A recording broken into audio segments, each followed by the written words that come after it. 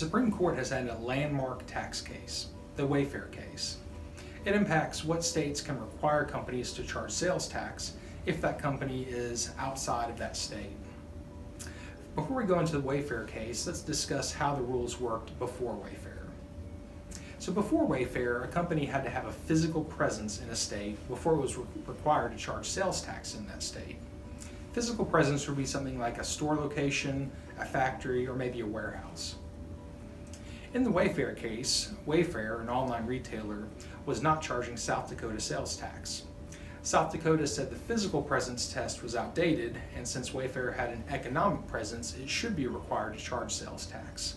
And the U.S. Supreme Court agreed with South Dakota. But before we go any further, let's discuss a little bit of the nuances in the Wayfair case. First, South Dakota had a limit on when companies were required to charge sales tax. That limit was either more than 200 transactions or more than $100,000 of sales in their state before you were required to start charging sales tax. The Supreme Court liked those limitations because it didn't place an undue burden on small business. South Dakota also only applied their laws prospectively, not retroactively. And again, the Supreme Court liked that aspect because it didn't place undue burden on commerce. So what should companies do as you enter this post-Wayfair environment?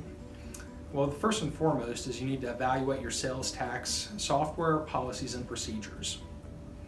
If your sales tax process is manual, you'll need to have some way of automating it because you'll need to know and be able to track how many transactions you have in a state or how many sales you have in that state to know if you have to start charging sales tax in that state.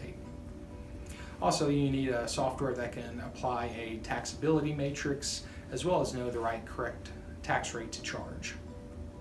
Now, we would envision other states to jump on the South Dakota bandwagon.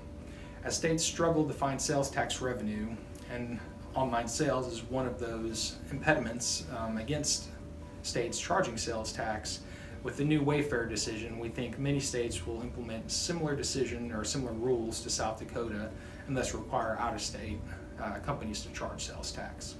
So now's the time to go ahead and evaluate that sales and use tax software, systems, and procedures.